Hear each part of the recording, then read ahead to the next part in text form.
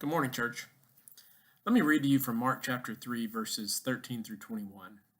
Afterward, Jesus went up on a mountain and called out the ones he wanted to go with him, and they came to him. Then he appointed 12 of them and called them his apostles. They were to accompany him, and he would send them out to preach, giving them the authority to cast out demons. These are the 12 he chose: Simon, whom he named Peter, James and John, the sons of Zebedee, Andrew, Philip, Bartholomew, Matthew, Thomas, James, son of Alphaeus, Thaddeus, Simon the Zealot, and Judas Iscariot, who would later betray him. Looking at verse 14, we see that there are three tasks that are given to the disciples. First, they are called to accompany Jesus. Second, they are called and sent out to preach. And third, they're given the authority to cast out demons. Let's unpack these a little and see how it might apply to us. The disciples are called to accompany or be with Jesus. Some translations say that Jesus appointed the 12 to be with him as opposed to accompanying him. This might be splitting hairs, but I think that it's important because Jesus is not simply looking for someone to spend time with or companionship, but rather he's calling these men to himself because they will one day carry on his work. In order to carry on this work, they're going to need to be with him for a period of time, learning from him by listening. They're going to have to observe Jesus, and then eventually they're going to end up being witnesses of his death and his resurrection. Now, obviously, we can't physically walk and talk with Jesus like the disciples did. However, there are ways in which we can be with Jesus. We can spend time in God's written word. We can spend time in prayer. We can spend time in the church. Just like the disciples, our effectiveness is going to be dependent on the time that we spend with Jesus.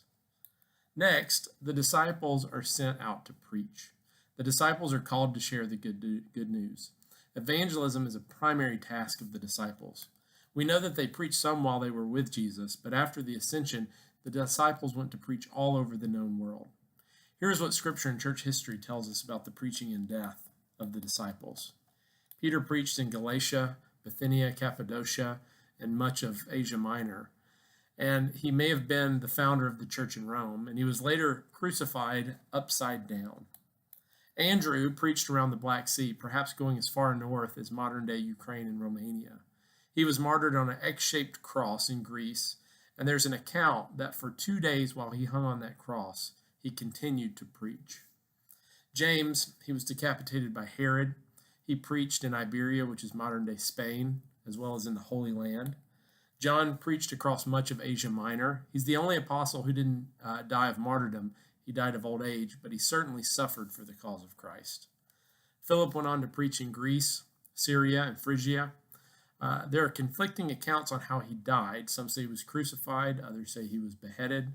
Bartholomew, also known as Nathaniel, is said to have gone to India, Ethiopia, Mesopotamia.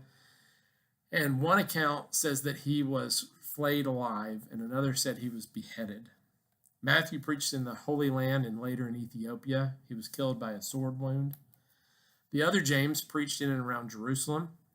He was martyred by being thrown from the temple wall in Jerusalem, surviving but then being beaten to death with a club.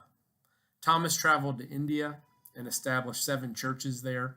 He was martyred during one of his missions to southwestern India. Simon the Zealot preached in Egypt, and perhaps later in Persia, and there are differing accounts on how he was martyred, but he was martyred nonetheless. He was either crucified or sawn in half. Thaddeus, also known as Jude or Judas, but not Judas Iscariot, he preached in Judea, Samaria, Syria, and other places. He was martyred by axe or clubbed to death. As the disciples were called to preach, so the church and each of us is called to bear witness of the risen Christ. It may be in a faraway place, like many of these disciples did, or it may just be to your neighbor.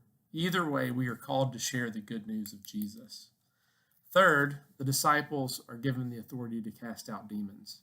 The disciples were given this authority. And if you're interested in spiritual warfare, I encourage you to come on Wednesday nights. Pastor Jeff will be leading a discussion on this topic. But as far as application with this right now, I'm going to take a little liberty here and broaden this. We are called through the power of Christ to fight against sin and Satan. Spiritual warfare is certainly part of this, but it's also doing more. It's pushing out evil so that people may see Christ. We want people to be delivered, and we want people to be open to God. It's speaking the truth, it's helping our neighbor, it's caring for the sick, plus more. In short, to sum all this up, we are called to be with Christ and spend time with him. We are called to bear witness to Christ and tell others about him. And we are to act with the power of Christ in doing good. I'll be praying for you. Please pray for me. I'll see you next week.